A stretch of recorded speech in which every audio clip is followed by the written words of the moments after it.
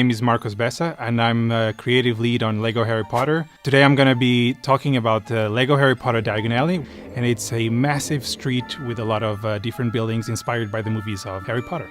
So we start at Ollivander's, which is the shop where Harry gets his first wand, and he gets to meet Ollivander, the wand maker. That building is sharing the base plate with Scribulous, a shop where kids can buy parchment paper, quills and ink and those kind of things.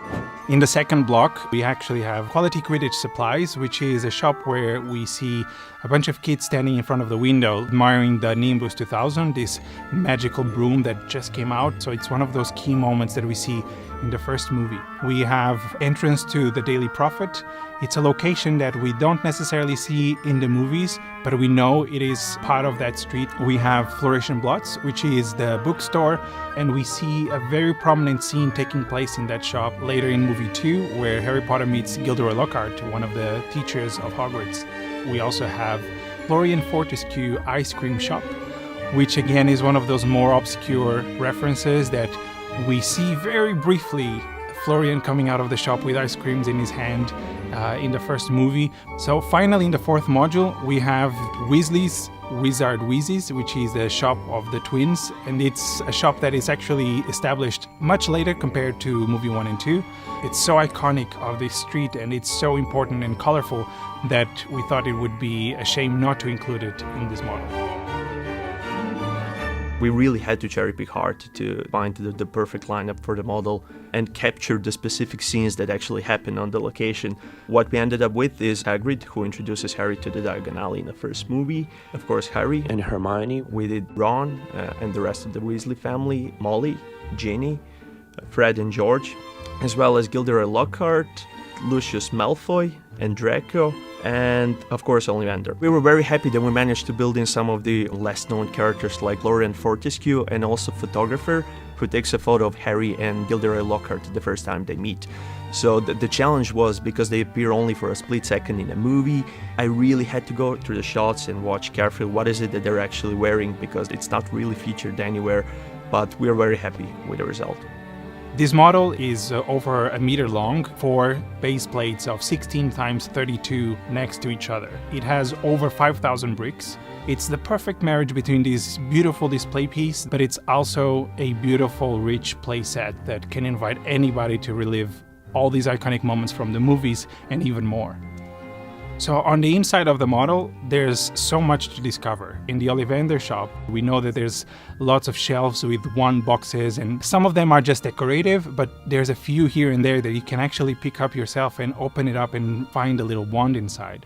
In the Quality Quidditch Supplies, because it is a shop that is referencing so much the Hogwarts Quidditch teams, we do have builds that references the colors of the houses as if they were uniforms just piled up like you see usually in a clothes store. Inside Flourish and Blots, there's also a couple of actual minifigure books, including 2 little copies of Magical Me by Gilderoy Lockhart. And finally, in the Weasley shop, Georgie, the graphic designer, had a blast creating a bunch of different colorful items. It was actually a quest for myself to go through the shop and learn what's in there, because what you get in a movie is a bunch of content, bunch of colors. And I think one of my personal favorites is Fred's basic Blaze Boss, which is essentially a magical fireworks, as well as Dancing Dogsy, which if you're a dog owner could be fun because it's marketed as It Drives Cats Crazy. There's 2 floors besides the ground floor, so it's the tallest of all the buildings, and we really tried to capture this verticality that we see in the shop once we enter it for the first time in the movies. And you see how tall it is with all the different balconies and staircases. You see this statuesque, very skinny, tall guy that is just outside of the shop, like lifting his hat as he greets the guests. As you do that movement on the lever, the hand and the hat go up and down. You are activating something, but it's not exactly the thing that you're seeing that is moving, and it creates this illusion of a magical moment. One of the late nights in work, we were just sitting down and looking at the model and discussing the details and the stuff that we want to build in. And we were already very late in the process when we decided to scale it all down and actually increase the amount of details and add 3 brand new shops than initially planned.